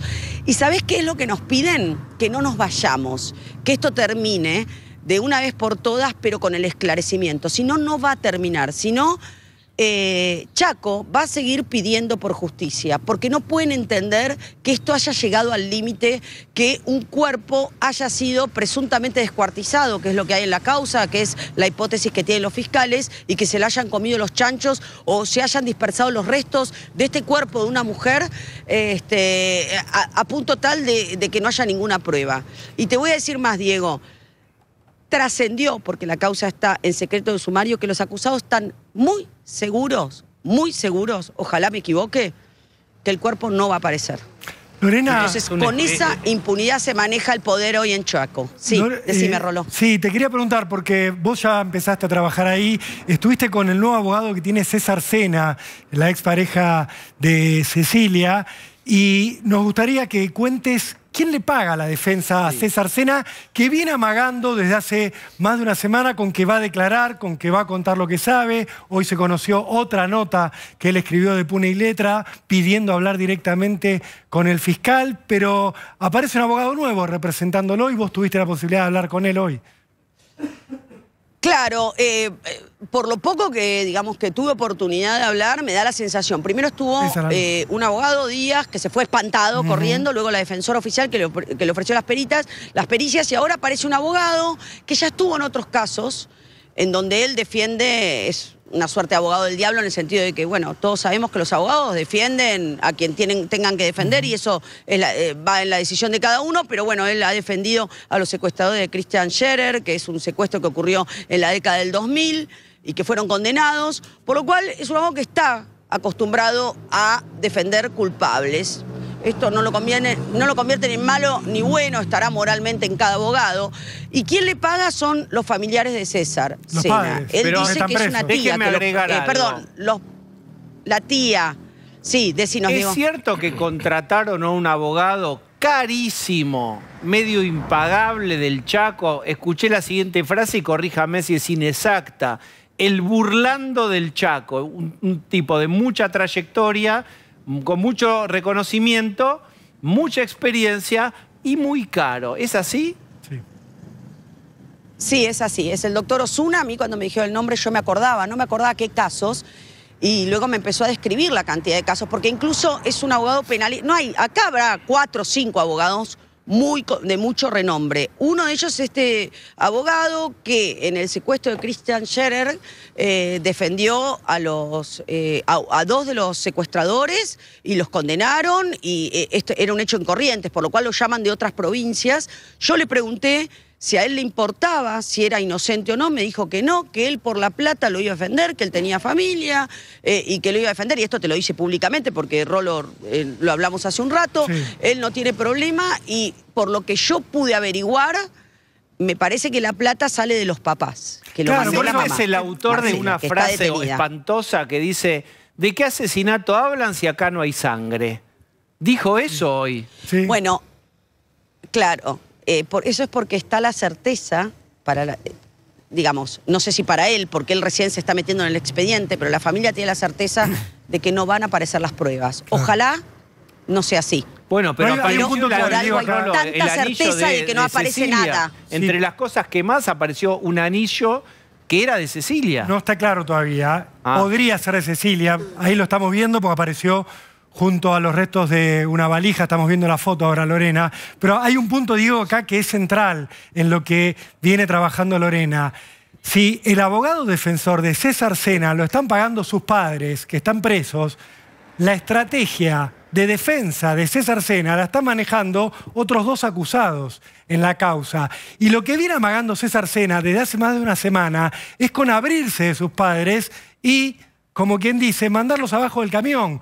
Pensá que la hipótesis principal de los investigadores es que fue Marcela Acuña quien mató a Cecilia. Y la última que quiere que hable César Sena es Marcela Acuña. Cecilia le tenía pánico a su suegra, lo dijo en chats con amigos, con su familia, se lo contó, dijo, mi suegra me odia, me quiere sacar del medio. La hipótesis que tiene la tía abuela de Cecilia, con la cual ustedes hablaban más temprano, es, querían forzar a Cecilia a lavar plata. ¿Qué plata? La plata de la política, la que manejaban Emerenciano y Marcela, a través del negocio que estaba administrando Cecilia. Ahora, ¿cómo César Sena va a contar lo que vio, lo que sabe, si la defensa se la están pagando sus padres. Este es un tema central. Hoy a César Sena lo sacaron de la comisaría donde estaba detenido junto a su papá para alejarlo. Pero mientras tanto, los padres le ponen un abogado que cuando hablaba más temprano con Lorena Maciel decía, yo no le pregunté si es culpable o inocente, yo lo voy a defender.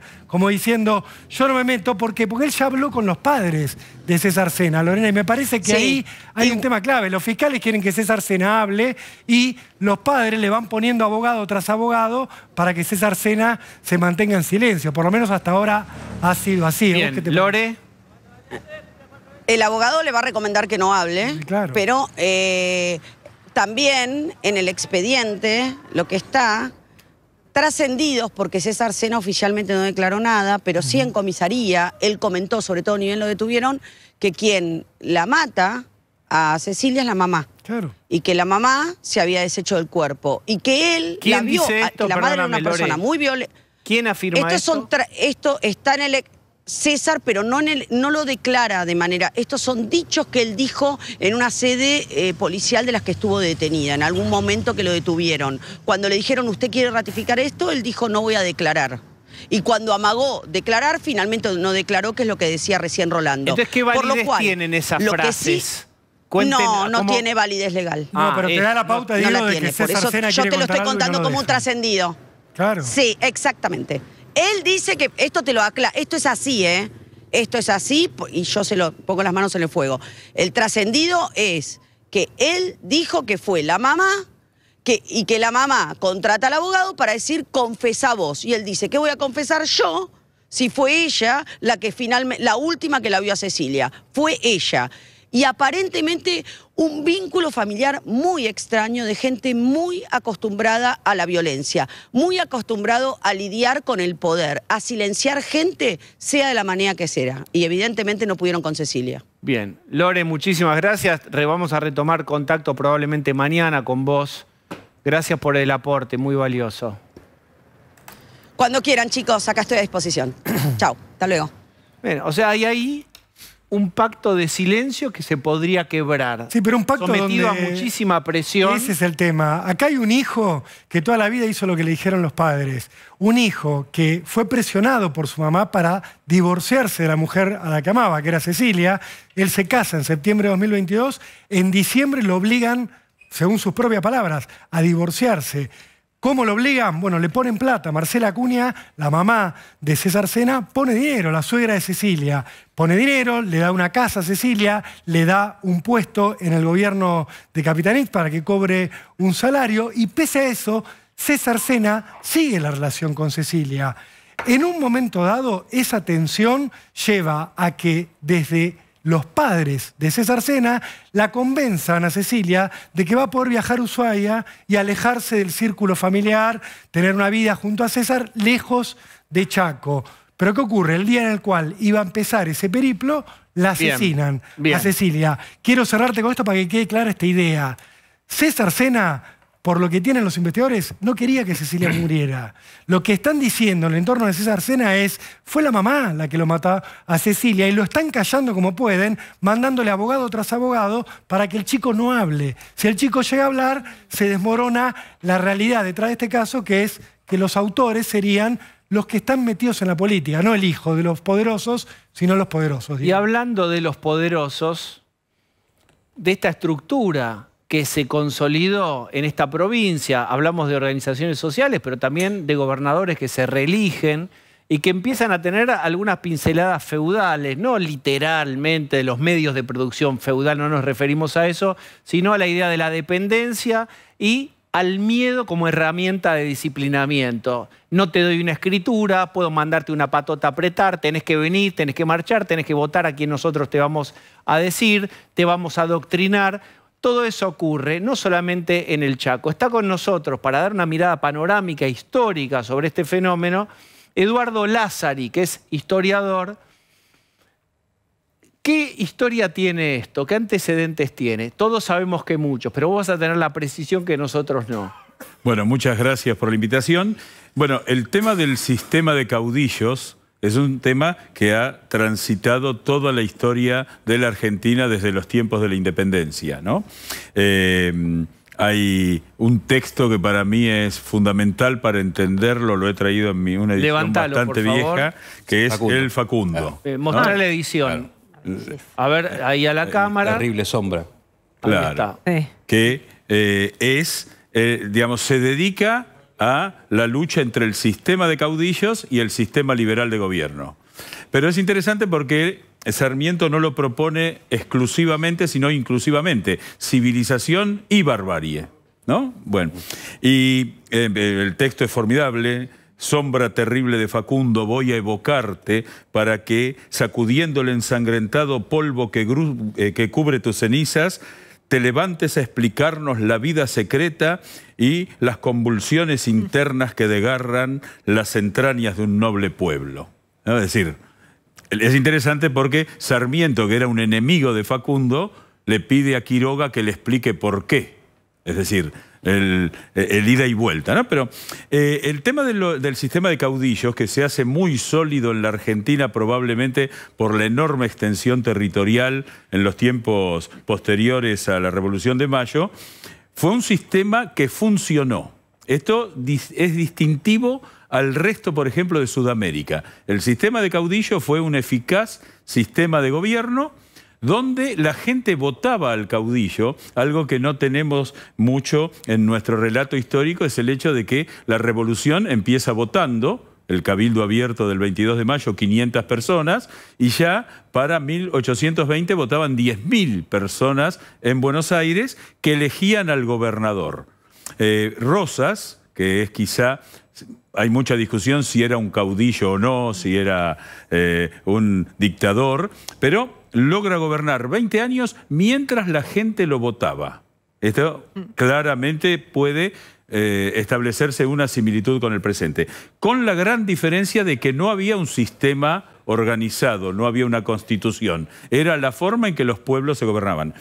Tenemos ahora, si Insfrán vuelve a ganar las elecciones y termina su mandato, va a vencer al campeón de los caudillos, que era Juan Felipe Ibarra, el santiagueño que gobernó 31 años. Digo, vienen de otros tiempos. Tenemos el caso de Estanislao López, el santafesino, 20 años, y así todas las provincias con distintos grados de crueldad. Y la mamushka chiquita de eso, que son los intendentes, que fueron los varones del conurbano que se eternizaron, etcétera, que todos conocemos. Claro, lo que es interesante es pensar que una vez que se sanciona la Constitución del 53, que es un monumento jurídico, pero que surge de un acuerdo político. A veces, como Urquiza quedó de costado en la historia argentina porque después Buenos Aires hegemonizó el relato histórico y la política argentina en la segunda mitad del siglo XIX, Urquiza vence al otro federal. Una pregunta que a mí me divierte mucho hacer es, ¿Urquiza en Caseros de qué lado estaba? Y el 90% de la gente te dice unitario. Urquiza era el caudillo federal constitucionalista de Entre Ríos, vence a Rosas, que no quería la Constitución, y lo primero que hace es llamar a los unitarios. Hagamos un zoom sobre el Chaco. ¿Qué sobre puede el Chaco? decirnos? Bueno, primer dato.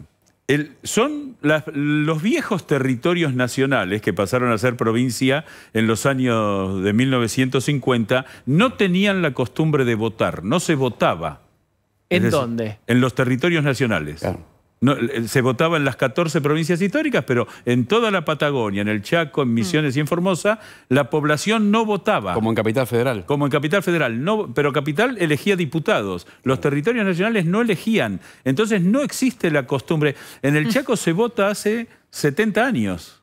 Y eso, aunque parezca mentira, uno dice, bueno, pero ya pasaron las generaciones, no viene de una institucionalización en la que la democracia era el método. Es más, perdón, porque se llamaba Presidente Perón. Bueno, eso, la creación de la provincia del Chaco en 1953, provincia Presidente Perón. Hay incluso varios chistes al respecto porque como todo se llamaba Presidente Perón o Eva Perón, incluso se propuso bautizar al riachuelo Peronchuelo. Pero bueno, eso formaba parte de un tiempo de la historia. Sigue pasando en el conurbano. Sí, sí, sí. Lo que ocurre en el Chaco, que es una provincia que tuvo mucha alternancia. Es decir, el fenómeno del caudillo es nuevo. Porque gobernó la UCRI, es decir, Frondizi gana con su candidato la primera elección a gobernador, después gana el partido peronista que estaba, digamos, proscripto con Deolindo Felipe Vittel, que es el gran... digamos, Vittel no era un caudillo, era un gran líder político. Recordemos que fue el candidato a vicepresidente con Luder en 1983. Sí, claro. Después, pero él ahí no va por la gobernación del Chaco, viene como senador. Después lo sucede Danilo Baroni, también peronista, pero después gana un partido que lo funda, Acción Chaqueña. Ese partido lo funda quien había sido el gobernador de facto en el gobierno militar. Y ganan en 1991. Después empieza a ganar el peronismo, el radicalismo, claro, Ángel Rosas, y luego viene este largo predominio político de Capitanich, donde si algo podemos mostrar como un paralelismo histórico, siempre es peligrosísimo, claro, porque las situaciones son diferentes, es que tanto los caudillos, en su gran mayoría, como estos líderes consuetudinarios del presente, son gente ilustrada. Que esto llama la atención. Quiroga era un tipo que hablaba en latín con Rosas, que jugaban al ajedrez. No eran brutos en el sentido de que era gente que no tenía preparación, sino que usaban métodos brutales para la política. Y aquí, si uno mira estos largos feudalismos, yo creo que es adecuado hablar de feudalismo porque en su momento, digamos, el manejo de los medios de producción era lo que le daba el poder. Hoy se lo da otra cosa el poder, es decir, no existían los estados en aquel tiempo. Se da esta peculiaridad de la aplicación de métodos, llamémoslo no ilustrados, por gente que en los papeles podría ser un dirigente democrático. Igual. Tengo que proponerte esto, que es una tanda, y a la vuelta hablamos específicamente de Capitanich. Bueno. Vamos, tanda. Bueno, estamos hablando del Chaco, estamos con Eduardo Lázari, historiador. ¿Qué rasgos ves en Capitanich parecido a qué tipo de figuras en la historia argentina? Bueno, el caso de Capitanich es una expresión clara de lo que fue el desarrollo del poblamiento del Chaco. El Chaco era casi un desierto hasta entrado el siglo XX. Recordemos que era la zona de la forestal. Los quebrachales, ¿no? Y se empieza a radicar cercano al Bermejo, se empiezan a radicar muchos inmigrantes. Típico hijo de inmigrantes, no conozco su estructura familiar, pero bueno, gente que se hacía muy a sí misma y que adopta todos los modos de lo que ha sido el peronismo clásico, en el sentido de, una vez que se toma el poder, ir armando los instrumentos necesarios para perpetuarse. Es decir, no hay que olvidarse que en el año 49 el presidente Perón cambia la Constitución. Hay una anécdota genial de Luder que va preocupado porque se discutían demasiadas cosas y le dice: pero presidente, se están poniendo cosas que no sirven en la Constitución. Usted garantice que sale la reelección y yo me encargo de que nada se vaya de madre. ¿No? Es decir, clarito. Bueno, y eso ha funcionado. Funciona mucho en estos viejos territorios nacionales que ya son históricos, pero que no tienen la costumbre democrática. La peculiaridad de Capitanich es que enfrenta un partido organizado enfrente. Nunca pudo desarmar al radicalismo. Este es un dato importante porque el radicalismo siempre fue una oposición organizada que en otras provincias de estas características no se han dado. La característica de Capitanich, que sí lo diferencia de muchos caudillos peronistas históricos, es que siempre tuvo ambiciones nacionales. Bien, vos lo emparentás directamente con un caudillo, o sea, ¿no te parece que haya grandes diferencias entre él o lo que era Vicente Leónidas Sadi, o lo que era Juárez? Bueno, Sadi es un muy buen ejemplo, y quien sería su contracara como caudillo peronista era Juárez, el de Santiago del Estero, que siempre lo único que deseaba es que nadie registrara que existía la provincia. Bien, y quiero preguntarte por algo que me parece que es clave, que es por el financiamiento. ¿Cómo recibe esta provincia y todas las provincias el financiamiento que en gran parte es centralista, paradójicamente? Un esquema que se autopercibe federal y que no incentiva el músculo de cada provincia. Bueno, eso es muy interesante porque hay una distorsión política enorme en la Argentina de hoy, que es el reparto de los diputados. Una ley de la dictadura de Vignone estableció que no es proporcional a la población, sino que las provincias chicas reciben un mínimo de 5 diputados. Entonces vos, para elegir un diputado en Tierra del Fuego, necesitas un voto por 10 que necesitas en la provincia de Buenos Aires. Hoy, si por los censos se repartieran los diputados, la provincia de Buenos Aires tendría 100 diputados, no 70, y Tierra del Fuego 2. Esto, ¿qué hace? Que las provincias chicas tengan un poder político mucho mayor, que hace que negocien con muchísima facilidad, porque para obtener 6, 7 votos en cualquier discusión, haceme un tramo de ruta, mandame un ATN, y el otro tema grave es la ley de coparticipación federal, que hace que el reparto de impuestos en la Argentina esté contra la Constitución. La Constitución ordenaba que antes de finalizar el siglo XX tenía que haber una ley de coparticipación que no existe. La ley es de la época de Alfonsín y el dinero se reparte de una forma que no respeta ni la potencia económica, ni la población, ni ningún parámetro objetivo. Hoy la provincia de Buenos Aires recibe 1 peso por habitante en relación a 10 que recibe el Chaco. Entonces, estas provincias se autofinancian con lo que viene de la nación, no necesitan poner impuestos provinciales porque con la recaudación manejan el Estado. Al incrementarse el tamaño del Estado que se logra financiar, no hay actividad privada. Al no haber actividad privada... no tienen incentivos para bajar impuestos más y que para atraer la inversión privada. No, todo lo contrario. Claro. Es más, no hay actividad privada. Al no haber actividad privada, no hay sostén de la prensa. Y ahí el predominio del empleo público. Claro, y también en el caso del Chaco, la organización de Merenciano Sena, quería marcar esto, además de financiar empleo público y no permitir competencia privada, la fundación que manejaba Merenciano Sena se valía de, obviamente, fondos del Estado, con lo cual, además de financiar empleo público directamente, se financian organizaciones supuestamente sociales que donde también hay finalmente son organizaciones públicas con administración privada, porque el dinero, el único dinero que tienen es el dinero estatal. Entonces, esto elimina la prensa libre, que es algo que muchas veces no se analiza. Si no hay actividad privada, la prensa libre depende del gobernador. Si depende del gobernador, muy crítico no puede ser. Bien. Sí, no, para cambiar la ley de coparticipación hace falta las 24 provincias, por eso nunca se cambia. Ahora, el grueso del dinero de las partidas son discrecionales y esto, la plata que iba para Sena era una decisión no automática. O sea, lo que yo digo es tiene cosas buenas y malas la ley de coparticipación porque lo que permite es que no dependa de si el gobernador de turno está o no alineado con el gobierno nacional para recibir una partida específica, digamos. Los fondos discrecionales en la discusión son mucho peores. Sí, y la recaudación y mayores. La recaudación impositiva nacional cada vez más se basa en no son impuestos, como el caso de las retenciones, que no se coparticipan. Que el gobierno nacional las distribuye como quiere. Pero esto es interesante. No hay muchos incentivos en muchas provincias que tendrían recursos naturales o que tendrían oportunidades para que ahí haya crecimiento del sector privado.